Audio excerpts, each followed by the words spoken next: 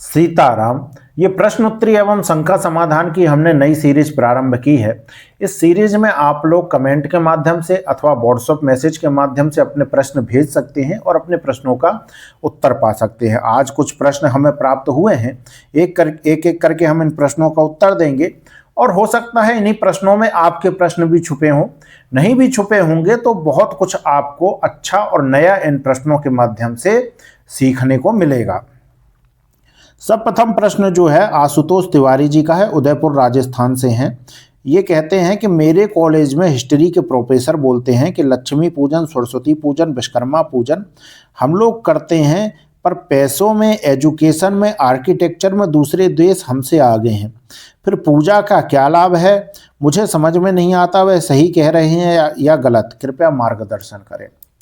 देखिए आशुतोष जी, आपके जो प्रोफेसर हैं, जो हिस्ट्री के प्रोफेसर हैं, अभी इनको थोड़ा और सीखने की आवश्यकता है। इनका ज्ञान अभी अधूरा है। और एक प्रश्न आप अपने प्रोफेसर से हमारा करिएगा कि उनके परिवार में उनके पिताजी ने या उनके दादाजी ने कभी कोई साधना की है। लक्ष्मी साधना हो गई, सरस्वती साधना हो गई या विश्वकर्मा साधना है, कभी किसी ने की है या केवल साधना के ऊपर उंगली उठा रहे हैं? अब निश्चित है कि नहीं की होगी, की होती तो इस प्रकार का प्रश्न नहीं करते। अब इनके प्रश्न का उत्तर दिए देते हैं। देखिए, जब हमारे यहाँ साधनाओं के ऊपर टिप्पणी नहीं की जाती थी, वास्तविक साधनाएं की जाती थी, लक्ष्मी साधना, सरस्वती साधना, विश्वकर्मा साधना, ये वास्तव में की जाती थी, उस समय आप इतिहास उठा करके देख लीजिए। शायद आपके हिस्ट्री के प्रोफेसर को नहीं पता होगा कि उस समय धन में भी सबसे आगे हम ही थे, एजुकेशन में भी सबसे आगे हम ही थे और आर्किटेक्चर में भी सबसे आगे हम ही थे। धन में आप देख लीजिए, हमारे देश को सोने की चिड़िया कहा जाता था जब हमारे यहां विधिवत ढंग से लक्ष्मी साधना हुआ करती थी।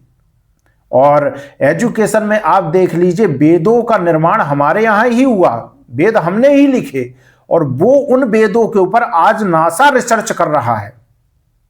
तो यदि नासा रिसर्च कर रहा है तो उन वेदों में कुछ अद्भुत ज्ञान तो होगा ही। और आर्किटेक्चर भी आप हमारा देख लीजिए, चाहे आप कोणार्क में सूर्य मंदिर देख लीजिए, जब सूर्य उदय होता है तो उस सूर्य की पहली रोशनी उस मंदिर में जाकर के भगवान के विग्रह को स्पर्श करती है, पहली किरण सूर्य की। इस प्रकार का अद्भुत आर्किटेक्चर है। और विदेश में एक टावर है एंटीना करके, जो 3 डिग्री झुका हुआ है, उसको अजूबा माना जाता है। हमारे यहाँ काशी में मणिकर्णिका घाट पर रत्नेश्वर महादेव मंदिर है जो 9 डिग्री झुका हुआ है। रत्नेश्वर महादेव मंदिर आप सर्च करिएगा, काशी में मणिकर्णिका घाट पर है, 9 डिग्री झुका हुआ है और उसकी कोई बात ही नहीं करता। तो कारण है कि विश्व ने हमारे ज्ञान को, हमारे उपलब्धता को छुपाने का प्रयास किया और अपना ज्ञान जबरदस्ती हमारे ऊपर थोपा है। जबकि जब हमारे यहाँ ये साधनाएं विधिवत ढंग से होती थी तो हम हर प्रकार से विश्व से आगे थे, सबसे आगे हम लोग ही थे। जब वो लोग पत्ते पहन करके घूमा करते थे तब हम बड़े बड़े मंदिरों की और बड़े बड़े ग्रंथों का निर्माण कर रहे थे। तो अपने हिस्ट्री के प्रोफेसर से कहिएगा कि एक बार वो हमारी हिस्ट्री पहले ठीक से पढ़ें, उसके बाद हिस्ट्री के ऊपर कुछ बात करें, है ना। सुनील जी इंदौर से हैं। भगवान सबकी सुनते हैं, मेरी क्यों नहीं सुनते? सुनील जी, भगवान सबकी सुनते हैं, ये बात भी ठीक है, और भगवान आपकी भी सुनते हैं, ये बात भी ठीक है। ये गलत है कि भगवान आपकी नहीं सुनते। कभी कभी सोने को तपाने में थोड़ा समय लगता है और सोना तपेगा तो सोना निखरेगा निश्चित, ये बात पक्का मान लीजिए। तो ऐसा नहीं है भगवान आपकी सुन नहीं रहे हैं। यदि भगवान किसी समय में किसी चीज में समय ले रहे हैं तो निश्चित मानिए वो आपको किसी बड़े कार्य के योग बनाने का प्रयास कर रहे हैं और आप में वह क्वालिटी निश्चित है और भगवान उसको निखारने का प्रयास कर रहे हैं। बस आप अपना मार्ग मत भटकिएगा, आप अपना प्रयास मत छोड़िएगा और भगवान के ऊपर शंका मत करिएगा, निरंतर नाम जप करिएगा। आप देख लीजिएगा, आप स्वयं हमको लिख करके भेजेंगे कि भगवान ने समय लिया, परंतु जिनकी भगवान ने सबकी जल्दी जल्दी सुनी है, भगवान ने उन सब से आपको जब दिया तो श्रेष्ठ दिया। इस बात को आप स्वयं अनुभव करेंगे। तो ऐसा नहीं है, और एक ही परम पिता की परमात्मा की संतान हम सभी हैं, और आप अपना प्रयास करेंगे तो यदि आपको समय लग रहा है तो ये समय लगना इस बात की गारंटी है कि आपको जो मिलने वाला है वो औरों से श्रेष्ठ मिलने वाला है। ये बात लिख करके ले लीजिए। अब अगला प्रश्न है सुनीता सिंह मुंबई से। महाराज जी, यदि सब कुछ भगवान की इच्छा से होता है तो मेरे जीवन में जो गलत हुआ उसका जिम्मेदार कौन है? सुनीता सिंह जी, बड़ा ही कड़क प्रश्न है आपका। देखिए बहन, ये बात सच है कि भगवान की इच्छा से ये सृष्टि चल रही है, ठीक है, परंतु इसको इस प्रकार से समझिए, इसका उत्तर एक बार और दे चुके हैं। इसको इस प्रकार से समझिए कि एक क्रिकेट मैच हो रहा है, ठीक है। अब वो क्रिकेट मैच किसकी इच्छा से होता है? आईसीसीआई एक बोर्ड है, उसकी इच्छा से, आईसीसीआई बोर्ड की इच्छा से वो क्रिकेट मैच होता है। अब उस क्रिकेट मैच में हो तो बोर्ड की इच्छा से रहा है, परंतु उस क्रिकेट मैच में जो खिलाड़ी है उसको खेलना किस प्रकार से है, वो उसकी स्वतंत्रता पूरी तरह से उस खिलाड़ी के ऊपर है कि वो छक्का मारे, चौका मारे, जीरो में आउट हो जाए या एक एक रन बनाए। ये उस खिलाड़ी के ऊपर है कि उसको कैसे खेलना है, पूरी स्वतंत्रता है उसको, उसमें आईसीसीआई का कोई हस्तक्षेप नहीं है।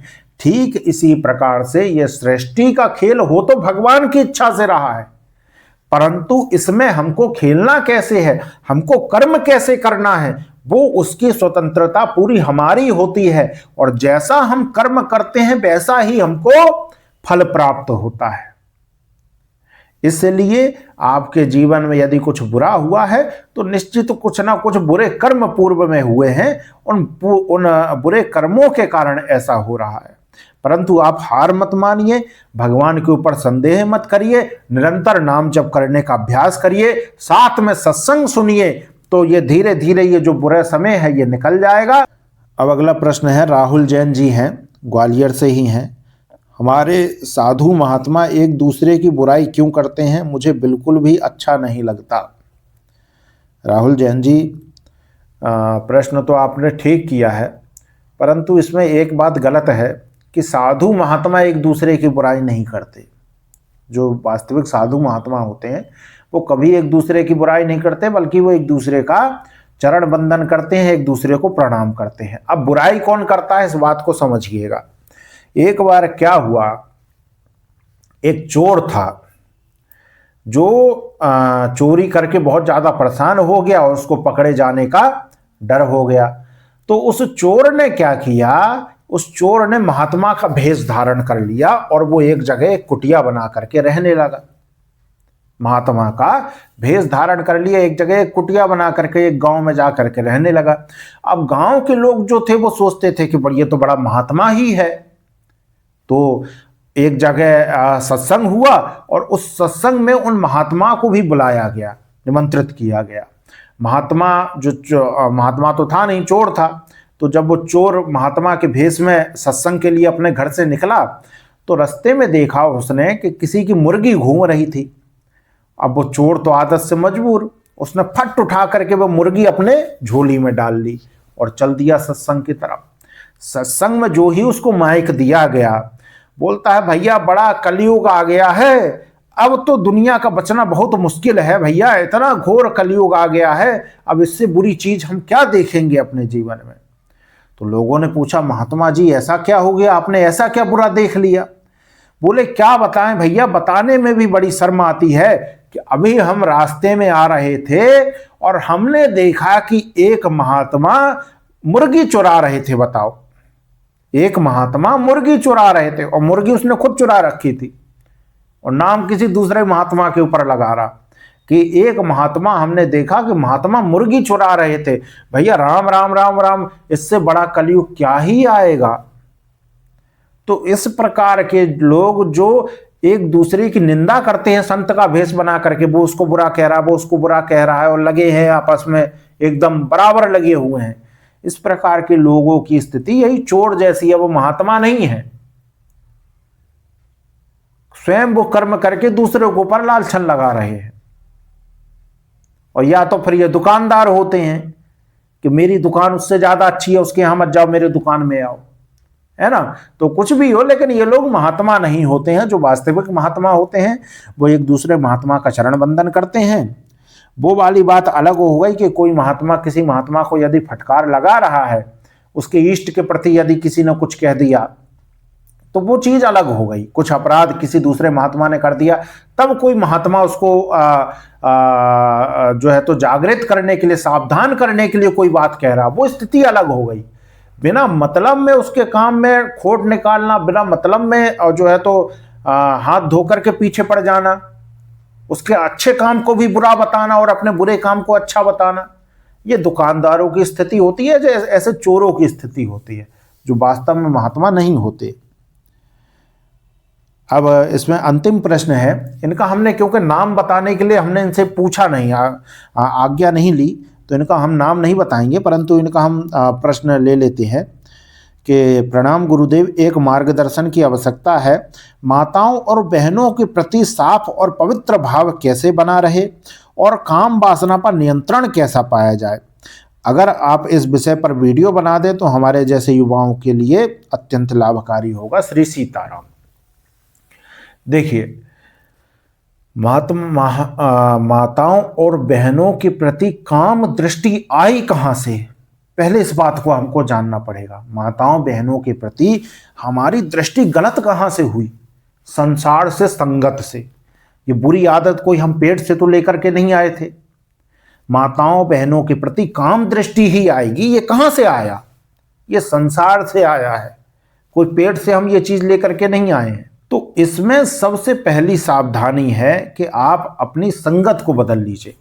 यदि आपकी संगत में आसपास या कोई ऐसे चलचित्र भी आप देखते हैं जिसमें माताओं बहनों के प्रति गलत टिप्पणी है, उनके गलत तरीके से उनका प्रदर्शन किया गया है, वहां पर उनका गलत चित्रण किया गया है, ऐसे चलचित्र मत देखिए, पहली बात, ठीक है। दूसरा, कोई ऐसा व्यक्ति है जो माताओं बहनों के प्रति गलत दृष्टि रखता है, उसकी बातें गलत होती हैं, तो ऐसे व्यक्ति के पास उठना बैठना बंद कर दीजिए, ठीक है। दूसरी बात। तीसरी बात, आप अपने संगत को सुधारिए, जो बुरी संगत है उसको छोड़ दीजिए। और तीसरी संगत है कि सत्संग सुनना प्रारंभ करिए, विशेष तौर पे भगवती की कथाएं, भगवती के चरित्र पढ़ना प्रारंभ करिए, सुनना प्रारंभ करिए, जिससे क्या होगा, और भगवती की कृपा से कोई भी व्यक्ति हो, उसको जीवन में भले उसका इष्ट कोई भी हो, उसको शक्ति की उपासना अवश्य करनी चाहिए। तो आप भगवती की उपासना करिए और माताओं बहनों में भगवती भाव ही रखिए। और इसमें एक मुख्य बात और है कि अपने दृष्टि को बचाइए, क्योंकि दोष जो आता है सर्वप्रथम, हमारे इंद्रियां जो सर्वप्रथम दोष को पकड़ती हैं वो हमारे कान हैं और दृष्टि है। बुरी चीजें ये पहले पकड़ते हैं, तब वो हमारे मन के भीतर जाता है। तो कोई भी माता बहन हो, उसके यदि संभव हो तो उसके चेहरे के प्रति दृष्टि मत डालिए, उसके चरणों के प्रति दृष्टि रखिए और चरणों की तरफ देख करके उससे व्यवहार करिए। विश्वास मानिए, यदि आप उसके चरणों की तरफ देख करके मन में ये भाव करेंगे कि भगवती के ही चरण हैं और उससे संसारिक व्यवहार भले जो भी हो, तो धीरे धीरे सब माताओं बहनों के प्रति आपका भगवती वाला भाव ही हो जाएगा, मां वाला भाव हो जाएगा। और जब कभी ऐसा मान लो किसी माता बहन के प्रति आपकी गलत दृष्टि गई, ठीक है, पूर्व आदत के चलते, पूर्व में जो आपके संस्कार हैं उसके चलते यदि ऐसा हुआ कि मान लो दृष्टि चली गई और उस समय काम वासना उत्तेजित हुई, तुरंत उस काम वासना को दबाइए। कैसे दबाएंगे? श्री राम जय राम जय जय राम, श्री राम जय राम जय जय राम, और उस मन को हटाइए और राम जी का चिंतन, श्री राम जय राम जय। तो वो राम जी जो है, क्योंकि प्रभु कृपा से ही काम वासना पर नियंत्रण पाया जा सकता है, कोई दूसरा उपाय नहीं है। इसमें यदि काम की उत्तेजना से हमको बचना है तो खान पान भी शुद्ध होना चाहिए। तामसिक खान पान, लहसुन प्याज खान पान, ज्यादा मिर्च मसाले का खान पान, इससे बचना चाहिए। तो ये आपके आज के प्रश्नों का उत्तर हो गया। ये 5 प्रश्न ही हमने लिए थे। आगे यदि आप लोग इसी प्रकार से अपने प्रश्नों का उत्तर पाना चाहते हैं तो आप हमें कमेंट में लिख करके या व्हाट्सएप मैसेज में, जो आपको चैनल पर प्राप्त हो जाएगा व्हाट्सएप नंबर, आप व्हाट्सएप मैसेज के माध्यम से भेज सकते हैं और अपने प्रश्नों के उत्तर पा सकते हैं। बोलिए सीताराम।